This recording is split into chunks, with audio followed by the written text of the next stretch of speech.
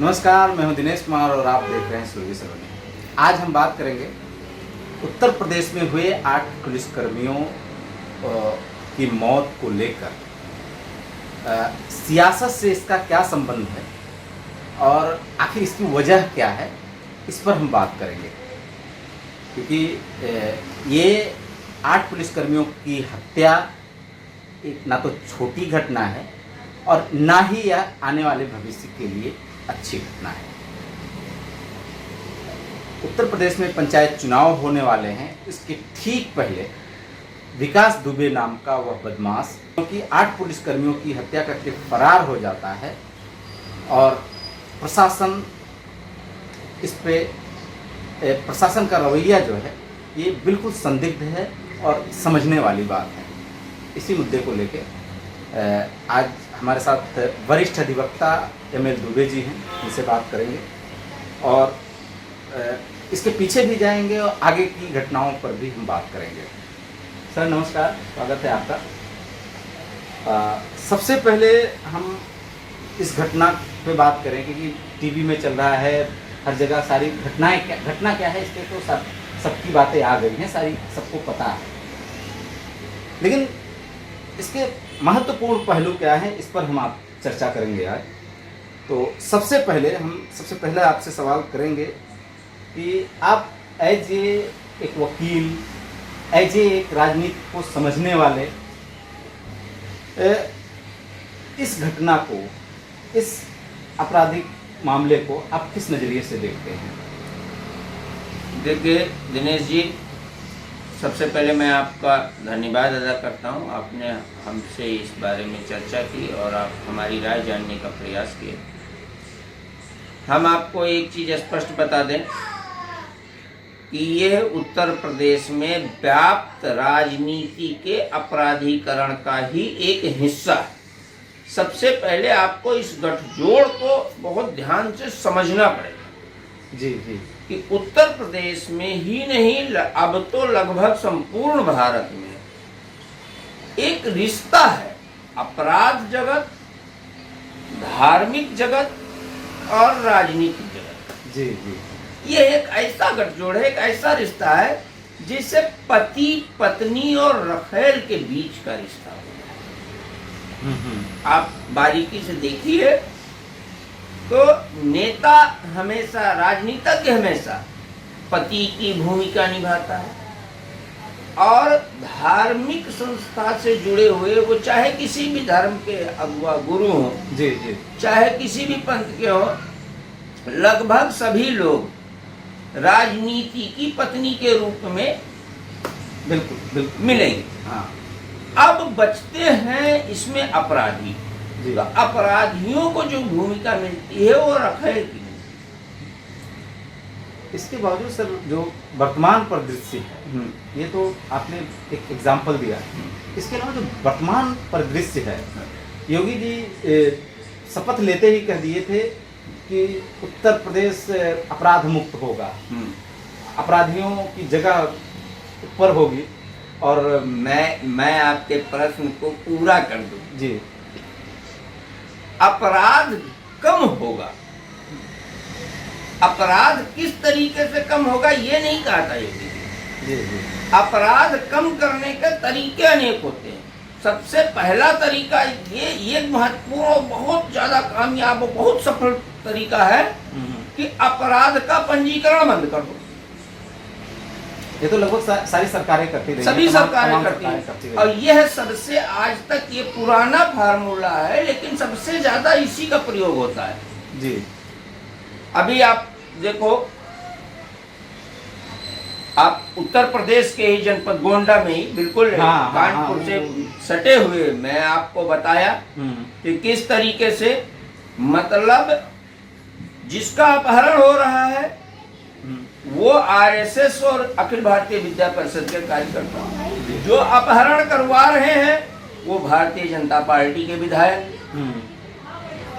जो अपहर्ता के साथ हैं वो भी भाजपा के, जो अपहृत के साथ हैं वो भी भाजपा के दूसरे विधायक। समझ रहे हैं आप?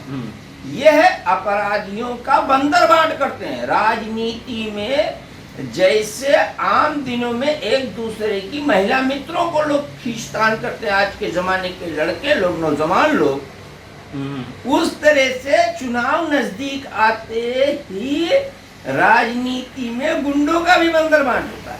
अभी इस समय एक चीज और चर्चा है, जैसे गोंडा का मामला आपने बताया, इसी तरह से कुछ दिन पहले आपने गौर किया होगा, बुलंदशहर में पुलिस अधिकारी सुबोध सिंह का मर्डर हुआ था। गाय को लेके और ये लेके बवाल हुआ था। उस समय भी अपराधियों और पुलिस अधिकारियों या पुलिस विभाग को मोटिवेट करने की बजाय अपराधियों को मोटिवेशन मिला था उसमें। इस तरह की वो भी मतलब वो भी काफी हद तक जिम्मेदार है ऐसी चीजें। नहीं, आप हम उसको भी इसी कड़ी से जोड़ के देखते हैं जी, क्योंकि जिसने हत्या की, जो सरेआम हमारे प्रशासनिक अधिकारी, हमारे जिनके ऊपर रक्षा की जिम्मेदारी है, उनकी हत्या की जा रही है। जिन पर हत्या रोकने का भार है, उनकी ही हत्या की जा रही है। जी जी। तो स्पष्ट रूप से यह सत्ता की या तो मिली भगत है या अधिकतम असफलता है। नहीं, लोग बता रहे हैं, मैं आपको मैं अपना कंप्लीट कर दूं। उस घटना से शायद आप पूरी तरह, अगर आप उसकी जानकारी ना हो, मैं बता दूं। वह घटना पूरी तरह से जो वहां पर इज्तिमा हो रहा था जी, वह साजिश रची गई थी हिंदू मुस्लिम दंगा कराने की। लेकिन मैं सत नमन करता हूं और उस दिवंगत आत्मा के लिए मैं उसका कहता हूं पूरा भारत सदियों तक ऋणी रहेगा, जिसके एक के बलिदान से उस पूरी साजिश का रुख बदल गया और उसमें जो लोग जो रंग देना चाहते थे, जिस तरीके से कत्लेआम कराना चाहते थे, वो हो नहीं पाया। उसमें एक समुदाय ने बहुत ज्यादा संयम बरता और दूसरे समुदाय का ध्यान, चूंकि मरने वाला और मारने वाले एक ही समुदाय के थे जी, और प्रशासनिक कर्मचारी था। यह सब चीजें जो हुई, या यूं कह लो, मैं तो यह कहूं कि वो देव योग था, जिस कारण उत्तर प्रदेश जलते जलते बच गया। वो एक साजिश थी और ऐसी साजिश थी कि वो सारा का सारा एक किसी समुदाय विशेष के ऊपर मढ़ना था। जी जी जी, हाँ। लेकिन वो उसमें असफल रहे और उस असफलता के पीछे उस महानतम उस पुलिस कर्मचारी का बलिदान रहा। दूसरी बात सर, आप एक वकील हैं और तमाम अपराधों को, तमाम इस तरह की घटनाओं को आपने देखा होगा। इसमें एक जो घटना सामने आ रही कि मुखबिरी कहीं पुलिस विभाग से हुई कि वहाँ दबिश देने जा रहे हैं पुलिस वाले, और मुखबिरी हो गई और अपराधियों ने भरपूर तैयारी कर ली, और ये अक्सर होता रहा है, जो है मतलब इस तरह की बातें आती हैं। तो इसमें कितनी सच्चाई होगी उनको कि पुलिस विभाग के लोग मिले? स्पष्ट है, बहुत स्पष्ट है। मैं आपको स्पष्ट बता दूं। पहली बात तो आप ये स्पष्टता समझ लो जी कि ये सत्ता पक्ष के ही गुंडों के बंदर बांट है। इसमें पूरा इसकी घटना की जो पर्दे के पीछे की स्टोरी है, हाँ। ये सत्ता पक्ष के गुंडों के, क्योंकि हर गुंडा, हर अपराधी चाहता है कि सत्ता का हमें बर्दाश्त हासिल है। जी जी, हाँ। और स्टोरी पूरी बताऊंगा तो बहुत लंबा हो जाएगा, तो आप इसको थोड़ा सा अगर आप इसको शॉर्टकट में समझना चाह रहे हैं तो ये समझिए कि वो भी, चूंकि वो भी सत्ता के ही पिट्ठू थे और अपराध जगत का ही दूसरा भी ग्रुप इसमें जुड़ा हुआ था, जिसने पुलिस से इसकी मुखबरी करी कि ये घर पे है जी। अच्छा अच्छा, ठीक। और पुलिस डिपार्टमेंट के लोगों ने इसकी मुखबरी करी कि पुलिस तुमको पकड़ने आ रही है। जी जी जी। नहीं तो उसको सपना आ रहा था कि वो जेसीबी मशीनें लगाता, इतने अत्याधुनिक शस्त्रों से लैस होकर बैठा रहता। एक चीज आप सुन लीजिए, आपके ऊपर अचानक आक्रमण होगा तो पहला वार आप लाठी डंडे ईंट पत्थर से ही कर पाओगे गांव में। इसके अलावा कोई वो सीमा पे नहीं तैनात था कि वो हमेशा एलएमजी या जो है वो लेके बैठा था। कोई भी, इसमें स्पष्ट बात है। अरे पुलिस में, आप पुलिस स्टेशन में चले जाइए और तुरंत धक्का मुक्की कीजिए तो पुलिस पहले लात घूसे जूते से ही काम चलाएगी। उसके बाद में जब समझे कि हमला हुआ, अलग बात है कि मुंबई जैसे हमले पर, जो ताज पे हमला हुआ था, पुलिस ने, आपको मालूम है कि हमारे बहुत एक जांबाज सिपाही ने कसाब को डंडे से ही मार के गिराया। बिल्कुल। अब समझो, शुरुआत ये कब होता है जब आदमी पूरी तरह से तैयार है कि हमें सेकंड का अटेंशन है कि हमें इस तरीके से पूरी रणनीति से युद्ध करना है। और पूरी रणनीति से अगर कोई किसी पर हमला करेगा तो तभी करेगा जब उसे होने वाली घटना की पूरा संज्ञान रहे। और ये संज्ञान पुलिस डिपार्टमेंट के अलावा कोई नहीं दे सकता, ये असंभव। तो जो उसको जानकारी मिली वो भी पुलिस की तरफ से, और जो पुलिस को जानकारी मिली वो उसके दूसरे अपराधियों की तरफ से। ये सब चीजें न जांच में आएंगी न पेपर। इसके अलावा सर, आप उत्तर प्रदेश की राजनीति पे भी बड़ी पैनी नजर रख रहे हैं, तो एक सवाल उठाया जा रहा है कि 3 साल में यह चीजें डेवलप नहीं हुई है। इस तरह के अपराधी जो है 3 साल में तो बने नहीं, ये तो बहुत लंबे समय से सबने संरक्षण दिया। सपा सरकार हो, बसपा सरकार हो, भाजपा सरकार हो, सबने संरक्षण दिया। लेकिन बावजूद इसके वर्तमान जो सत्ता है, सत्ता का केंद्र है, सरकार है, तो इसको किस तरह से, वो कितने दोषी उनको माना जा सकता है, वर्तमान सत्ता को कितने दोषी माना जा सकता है, इसको लेकर आप क्या कहेंगे? देखिए, मैं आपको स्पष्ट बात बता दूं, सत्ता कांग्रेस की हो, भाजपा की हो, सपा की हो, बसपा की हो या किसी की भी हो, जी, ये अपराधी जो होते हैं, ये सबसे पहले तो सत्ता बदलते ही ये अपना इनका हृदय परिवर्तन हो जाता है जी। और अपराध की बीज कोई एक दल बोने का, अगर कोई किसी भी पार्टी को अगर वो कोई उत्तरदायी ठहराता है तो मैं कहता हूं कि वो सच नहीं बोल रहा है, सिर्फ राजनीति कर रहा है। अपराध कोई एक दिन में पैदा नहीं किया है जी, और बिना अपराधी के आपको, आप शुरू से आखिर तक देखो, एक जमाने में जितने नामी गुंडे होते थे, जितने नामी बदमाश होते थे, सबकी गाड़ी पे कांग्रेस का झंडा होता था। जैसे जैसे कांग्रेस का प्रभाव होता गया, दूसरी पार्टियां आती गई। आज मुलायम सिंह यादव जी का क्षेत्र संभल है। मैं वहाँ की ज्योग्राफी से बहुत अच्छी तरह परिचित हूँ, संभल की जी। और वहाँ की सामाजिक व्यवस्था, वहाँ की आर्थिक बात, सब कुछ मुझे मालूम जी। आप विश्वास करें ना करें, लेकिन मैं ये बहुत दावे के साथ कहता हूँ, बड़ी जिम्मेदारी के साथ आपको बताना चाहता हूँ कि वहाँ पर लोगों को इस चीज की पड़ी ही नहीं है आपकी हमारा कोई विकास हो। उनको सिर्फ ये पड़ी है, वो लोकल नेता चाहिए जो उनको पुलिस स्टेशन से बचा ले। कि मैंने कई धुरे पे बदलते देखे हैं राजनीतिक परिक्षेत्र। हाँ, तो हमने बहुत देखे, हम खुद चुनाव लड़े हैं और जीते हैं, ऐसा कुछ नहीं, हम जीत के आए हैं। बिल्कुल। हमने चुनावी राजनीति को जो आज हम नहीं पसंद किए, सिर्फ इसलिए कि अपराधियों का संरक्षण अक्सर उम्मीदवारों की मजबूरी सी बन गई है। क्योंकि हम नहीं करेंगे तो दूसरे करने को तैयार है, बाजी वो मार ले जाएंगे। कोई कहे कि मैं अपराध मुक्त समाज, योगी जी को क्या, योगी जी बोल दिए, ये वही योगी जी बोले हैं जिस एक औरत को योगी जी वचन देते हैं, पूरी सुरक्षा की जिम्मेदारी लेते हैं डीजीपी के सामने जी। और वही महिला जब मंत्रालय से निकल के, जब वहां के सचिवालय से बाहर जाते हैं, रोड पर उस पर एसिड फेंक दिया जाता है। है? आपको मैं फिर वो लौटूं, मैं बार एक बात को रिपीट नहीं करूं, लेकिन क्योंकि हमारे पैसे के हिसाब से हमको शब्दों को रिपीट करने की आदत है। आप गोंडा की घटना देखिए कि अपहरण जैसी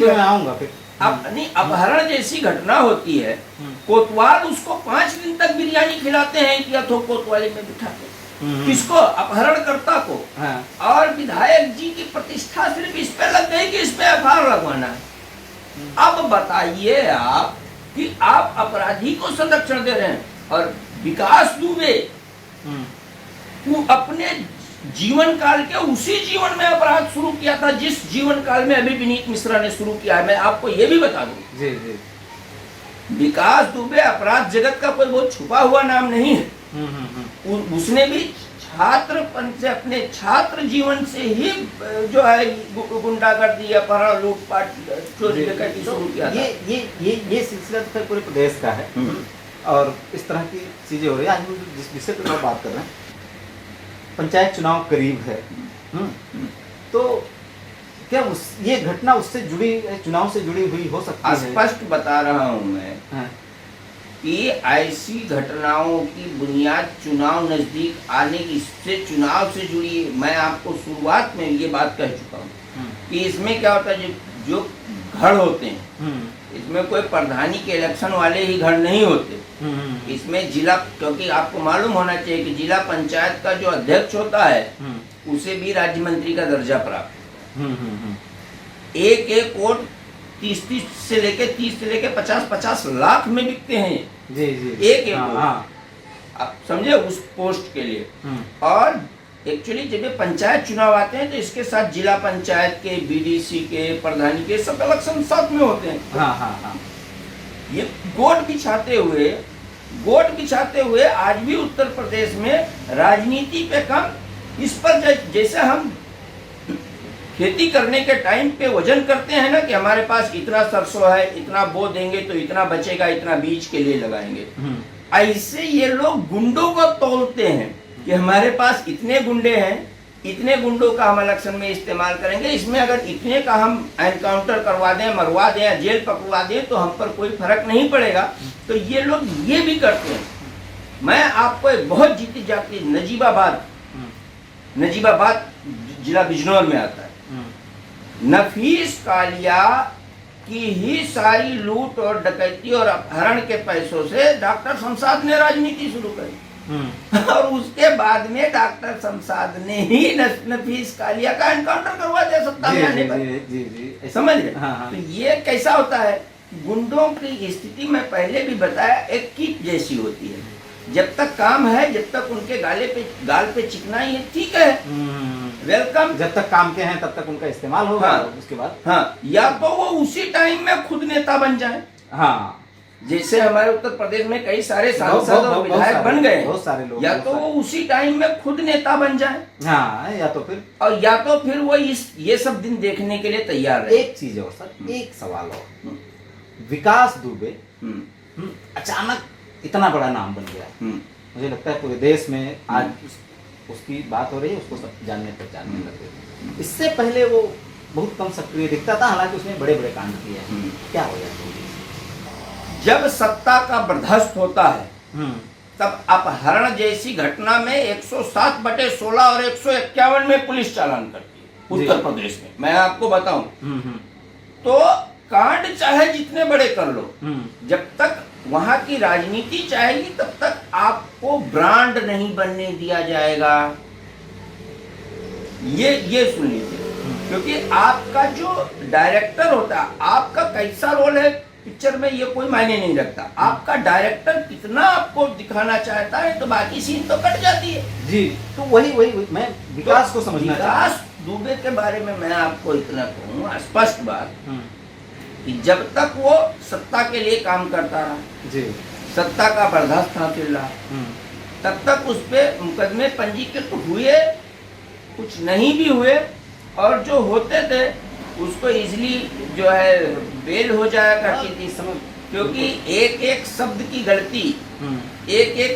गलती पुलिस जानबूझ के अगर चाहे तो आपके खिलाफ मजबूत से मजबूत चार्जशीट लगाएगी और पहली डेट में आपकी बेल हो जाएगी।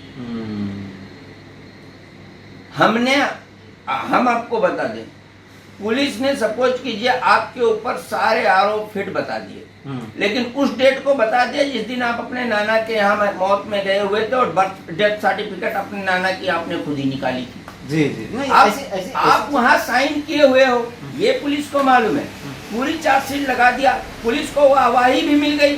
उसके बाद में जब बेल करना हुआ तो डिफेंस के एडवोकेट को बता दिया कि इसकी वहां से साइन की कॉपी निकलवा लो और बेल हो जाएगी। जी, ये मुझे लगता है कि लोगों को समझ में आ गया होगा पूरे अपराध की कहानी जो है। हाँ। और इसके पूरे जो इंटरनल चीजें हैं, राजनीतिक कारण है, आपराधिक कारण है, वो समझ में आ गए।